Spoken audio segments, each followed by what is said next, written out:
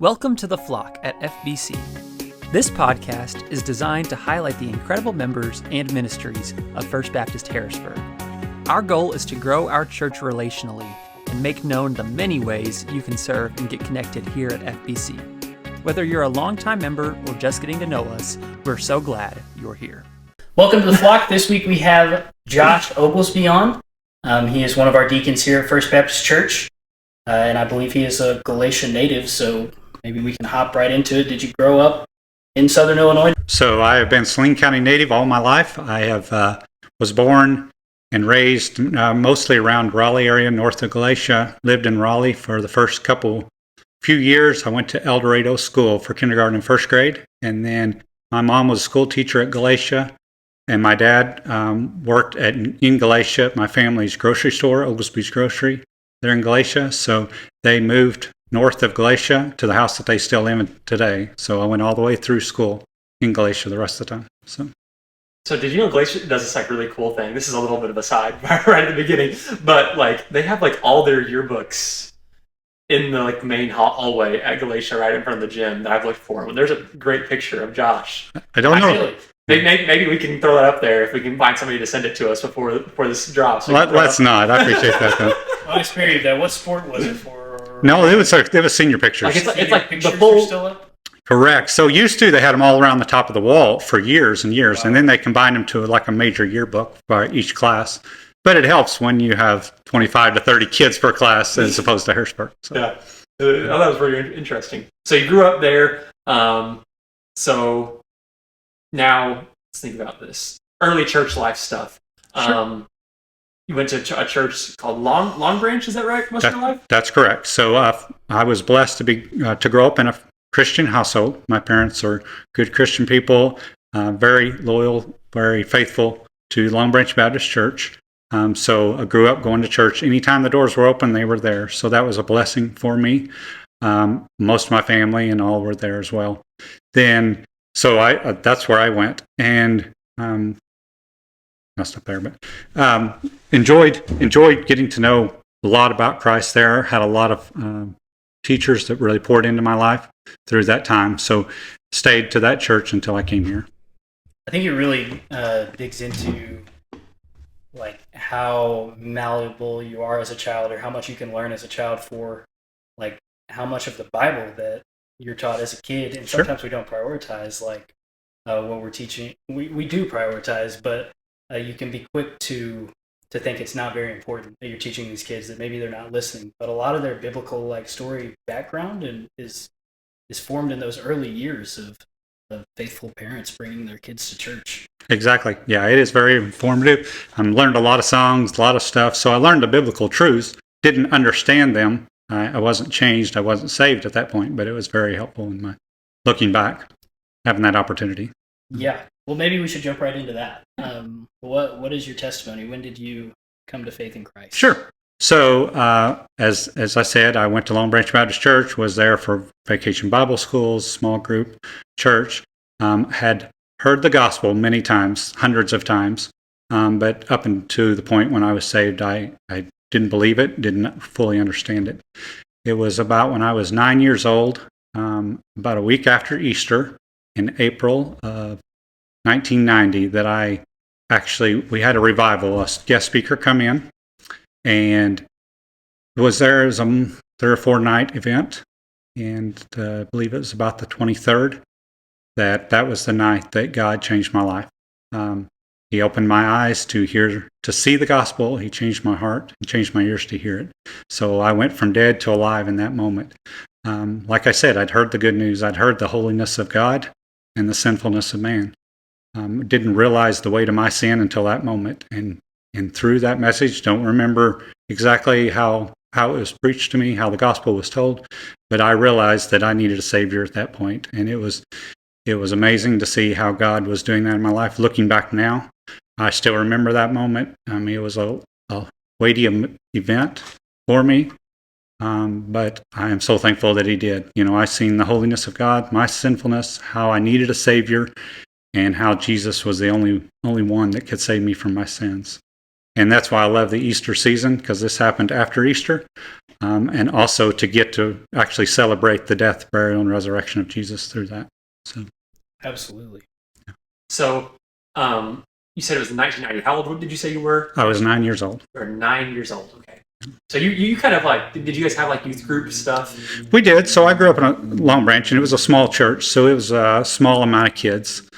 So we had activities. There was kids events and youth events, pretty good sized Bible school events.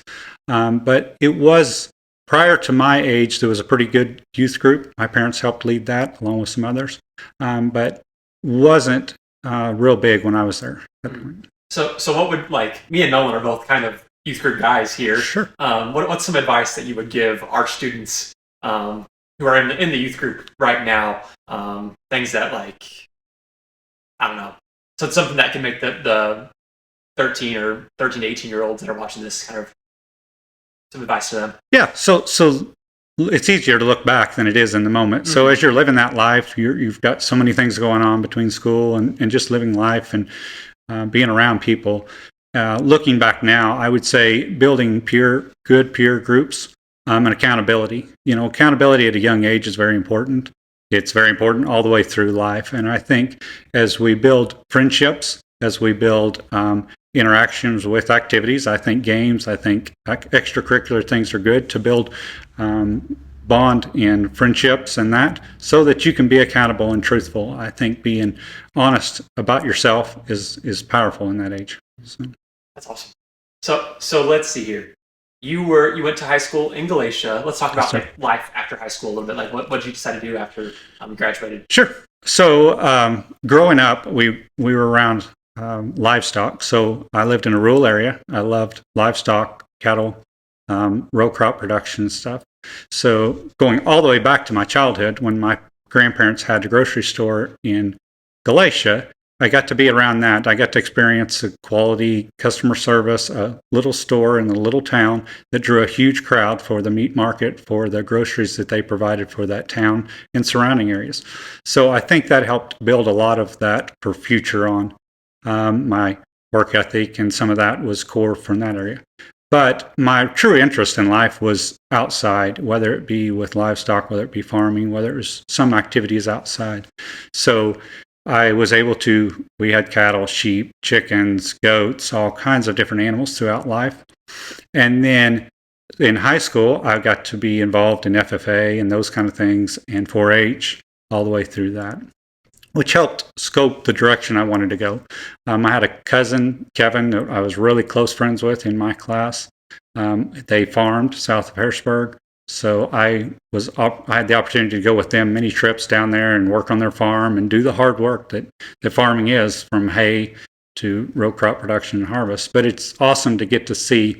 Even then, I got a little glimpse of it, but looking back, to get to see how God was working through that in my life and just in general. You plant the crop, you watch it grow, and you get to harvest it, and getting to see that. And you see that in the Bible as well. But then as I went into college, I knew I was going to have to do something. I couldn't forever work and help on their farm, though I enjoyed it, but I wanted to stay in the agricultural sector.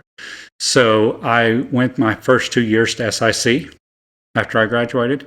I was very fortunate to secure a job as a temporary worker at the coal mines in Equality. Started out in Wildcat Hills and then went to Equality, working in the strip mine, driving haul truck, dozers, and that stuff. It was such a blessing to me financially. It was a blessing to me to get to learn and meet a lot of people, and to learn work ethic that was involved in that. They let me work. I started out nights on weekends only, and they were very good to me, let me work pretty much any time I wanted to work, and I could. So that was great. And then as I went through SIC, I transferred to SIUC after that, and I knew I wanted to stay in some type of agricultural sector when graduating. So at the same time I was able to work at the mines, I was able to go to school at the same time. I had an apartment in Carbondale. That's the only time I've really lived outside of Saline County, that I would stay in during the week and go to school, and then I would come back on weekends and work at the mines. I did end up securing a internship with Growmark, which is the parent company of FS, all the local FSs. So I worked at Twin County at the time for a year as a summer intern for that, to see that as a corporate level. Enjoyed it. Enjoyed the aspects of retail ag business, crop production, sales, and that. So I had another year worth of college, university to finish out. So I did that, finished with an ag business degree. Upon graduating, I had the option to go stay in the coal mines full time, which was better money, not as good a lifestyle as far as working nights and that stuff, or go to Southern FS. And I took a job at Southern FS in Harrisburg, worked there for about a year, and then I got the opportunity to go to El Dorado and manage for 10 years there. So I had an excellent team of employees that I got to work with. That was the best part. I got to meet a lot of farmers. I got to be involved in their farming operations, knowing who farmed what they did, and how they did that. And I've made some lifelong friends through that opportunity. So then from there, I've transferred on. So I worked there for, like I said, I'd managed for 10 years. But at that point, it was hard. I had a family at this point. I got married while I was working there and had my first child, Addison, which had some complications to begin with. But we got through those complications, and then had a son coming on the way. And it was hard because I worked a lot of hours in the peak season. It's a good place to work, but it was very demanding seasonally, just like farmers do. You're working all those same hours. So from a family perspective, my wife and I prayed about it, talked about it, and we knew that I was going to make a change. And at that point, that's when I decided to go to work for Justin, the guy I work for now, which ended up buying some other businesses, and that's where I work at now.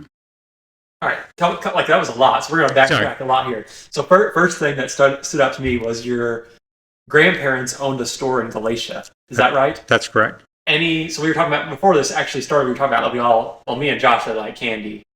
Mm-hmm. You like candy as well? It's all right. but so like, was there any like, you'd go to your grandparents' grocery store after school and be like, oh, I gotta have this whenever I get there. You bet. You bet. What I call the 3-cent bubble gum, the really cheap bubble gum, I ate my weight in bubble gum at that place. My grandma was really good to us. It was, well, we need to pay for that, and grandma would give it to you. Yeah. You just get it. So it was good.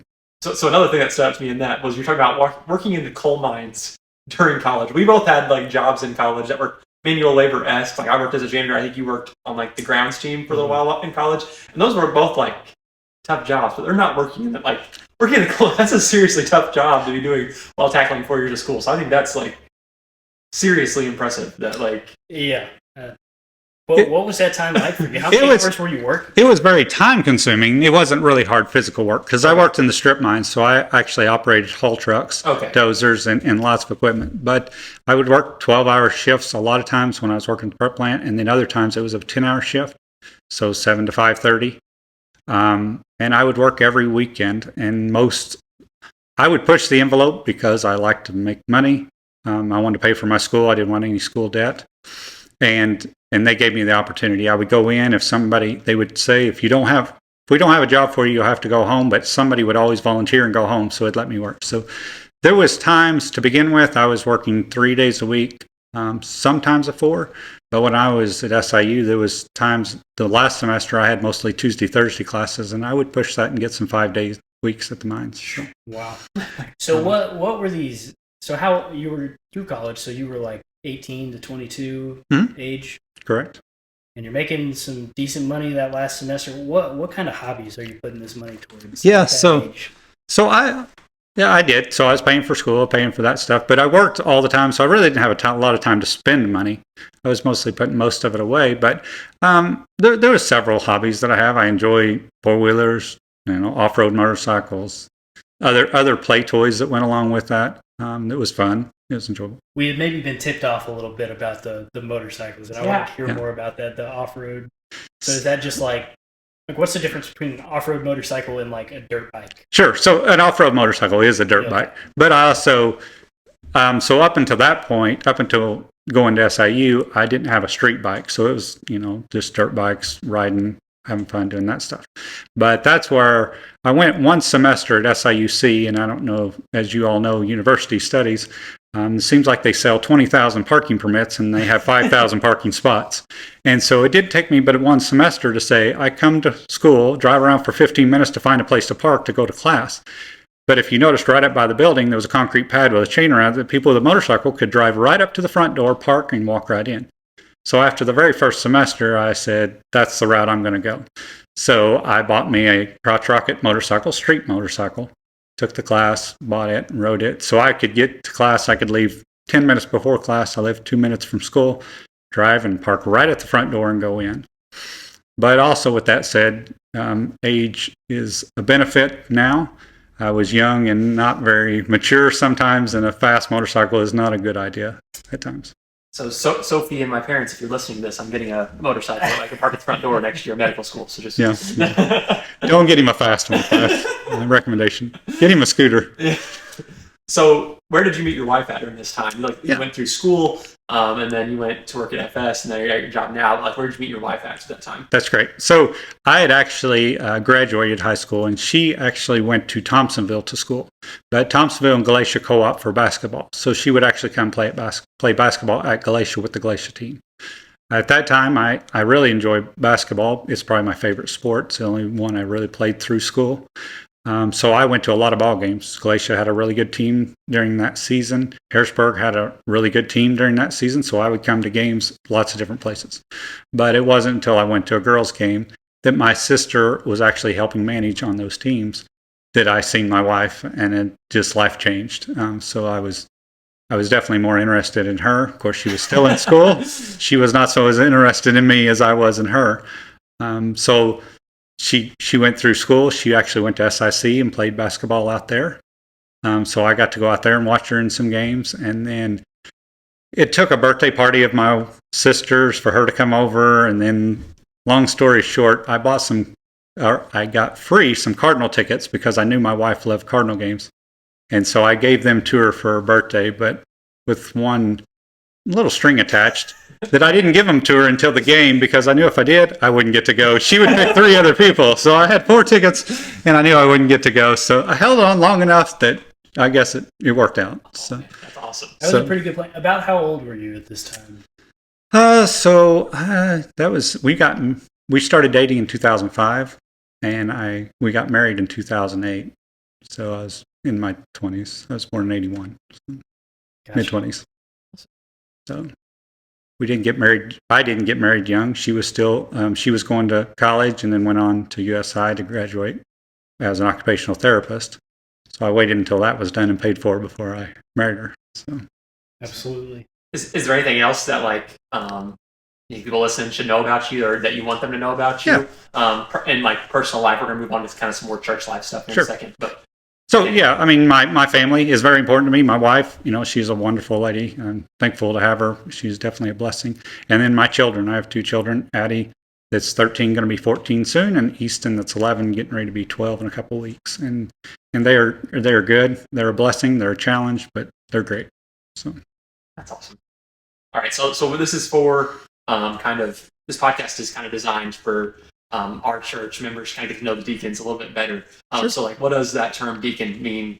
What does it mean? Not mean to you, but how do you interpret it, I guess? Sure. So big, mostly service, being willing to serve and do what is asked in the church. So as our pastors lead in that capacity, preaching, teaching, there's a lot of things that need to be done outside of what their scope of busyness is. And so to take the pressure off them, I believe we're here to serve, whether it be physically, actually going and doing, praying, coming along those members that need help, but having eyes open to help and do what needs to be done in the church body.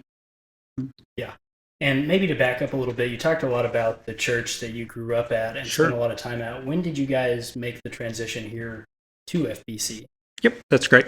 So I was, like I said, I was faithful at Long Branch. I was able to serve in so many different capacities being a small church.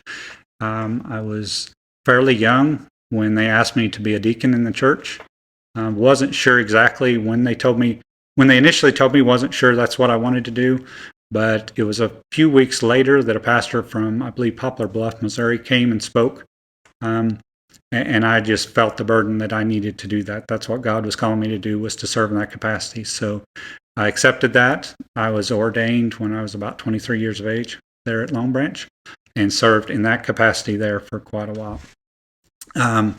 So my wife and I were dating. She was an active member at Pleasant Valley, which is a church kind of northwest in Saline County. And I was active at Long Branch, of course. So we ended up getting married and tried to do the balance of sometimes at her church where her parents go, and sometimes at Long Branch where my parents and I would go. And it was just a struggle to try to balance that completely. We enjoyed and loved both churches under good doctrine, but knew that that wasn't where we needed to be as a family and long term. So we prayed about it. Was really looking at some opportunities, and God placed some opportunities in our lap that we could act upon. Gave us the chance actually to come here, and there was several people that still actually come to this church today that invited us and gave us encouragement to come. So as that worked out, we came. We started coming here in September of 2010. We had just found out ourselves that we were pregnant with our first child. So we started attending at that point. That's when I still wasn't sure that this is 100% where I wanted to be for sure, but I knew I wanted to find a place that we could plug in, we could be active, and that we could raise a family, and looking at that long term. So with us coming here then, we were attenders. I would say we attended, we came to small group, we came to church functions, but I don't feel like we were members in the fact that we weren't truly participating in serving in any other capacity. We were just being fed, which was good. It was a season early in marriage and a lot going on, working a lot of hours, both of us, in that. So it was that season of life. Our daughter came along, had some complications at birth, and I'm still thankful today from some of the people in this church body that reached out to us and was very helpful in that time. And after that, we really had the burden. We knew we wanted to get involved, truly involved by serving, but was kind of on the fence on it. But after a little bit more time, we prayed about it, and it seemed like everything was where we needed to be, and this is where God had actually called us to stay. So through that opportunity, we decided at that point that we wanted to join the church, transfer of letter, and be active, be actually serving in the church capacity. So that would have been, it was about a year and a half later probably before we did, maybe a little more. Mm-hmm. And when did you come on to serve on the deacon body? When were you asked to do that? Sure. So that would have been just a couple years later. Jerry Williams was actually the one that asked. So that would have been late in 2014 when they asked. We were actually approved in February of 2015, I believe. So it's been right at 10 years that I've been on here. So wow. It's been a great opportunity. There again, wasn't sure I was fit for it, as far as had all the abilities I need to. You look at some of the other deacons, how they've served and how they do serve, and you say, I can't compete with that, but it's not about competing with that. It's about, doing the gifts God gives you and using them.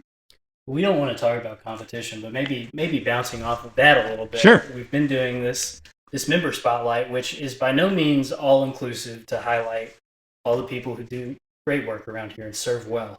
Mm-hmm. But are there any people that just stand out to you as serving well and doing that well? Sure. So I'm going to have to go default to pastors first, because we are under some good pastor leadership. I'm thankful for them. From the outside, it doesn't look like a very physical job, but it is very taxing mentally and weighs on their hearts heavy. And I'm thankful for the men that God has put in place in this body to do that. And I'm thankful that they are faithful to share the gospel every time we get up and preach. So I'm thankful for that, for believers to get to hear the gospel, even though we know what it is, to remind us, and for those that don't know it. So they would probably be my big pick. I get to serve in the child care ministry, so I get to work in the preschool area, get to work with Miss Patty Farrell, and the 4-year-olds. Have done that maybe 8 or 10 years. I can't remember exactly when we started. We were asked to go down there, and we've never come back, and really enjoy it. My wife and I do. And I say good job to all those that are serving down there. It's a very challenging job at times, but it's very rewarding, to get to see the kids as they start out at the beginning of change, which September-ish timeframe, to get to see them a year later, how much they've grown as they go through the life. So I really think that. And there's a lot of people behind the scenes, that are serving. My suggestion to the ones that are serving is keep going, attaboy, attagirl. may not show up, but it's worth it. And I would put a little plug in here for those that are just attending or just showing up and being here, kind of like we were in a season, that you can get involved. It's about getting involved, and don't just be watching on the sidelines, but get in the game. So, and then anybody that's not in our church body, man, we love to have them. So to get involved. So one little quick side note. Yep. Do you remember any of the kids that were like, so that was 8 to 10 years ago. Do you remember any of the kids like from like your first Sunday school class that you had down there? Yeah, I do. But some of them were really good. So my son, actually, it was my son's age group. So it was some of them that are probably 12 to 13 right now. And you'll know who some of those are. They were really good. So it's fun. There's kids that's changed since then that was here that wasn't, and now they are. But it's a lot of fun looking back over the years and seeing those kids now in your youth group, even to say, hey, I got to see some of those. Yeah, and you've seen this growth, right. Not only physically changing, but you've seen some spiritual changes. Really big spiritual over this time that you've been serving in that capacity. That's awesome. So we don't want to toot your own horn too much, but I think you are doing a great job. I want to shout out you for a second. You serve in many, many ways at this church. A lot of them kind of go unseen. Not everybody sees childcare. Not everybody sees the work that you do with the security team. But it's necessary work that you're doing for the kingdom. And so we just want to say thanks for the work that you, the service that you've been called to, that you so obviously have been called to. We just appreciate it as a church body. So. Yeah, and I think Jeff gave you a shout out last week, being on the door crew specifically, and those behind the scenes. And I think you're one of those behind the scenes guys a lot of the time, or the face of the door when you're on the door. Right. Well, I do get to serve as the chair on a team with Ricky Butler, but it takes the whole group. It takes everybody coming together to do that. It's a lot of time. Last question. Here we go. Okay. So we're doing a draft here. Ooh. Draft of Easter candies. I have to go last every time, which I don't think is completely fair. But Josh goes first, Nolan goes second, I go third, I get 2 picks. We go back until we each get 3. I still think I'm in a bad spot because I never get a back-to-back. You get second overall every time, though. I mean, whatever. All right, so we'll start with your first pick on the Easter candies draft. Every time, Reese's eggs. Yeah, the eggs. Got to be the right ratio of peanut butter to chocolate. So the ones that come in the package that you split, not the little ones. Right, not the little ones, like the real. We did see the little ones this Sunday, and they added Reese's carrots. Not as good.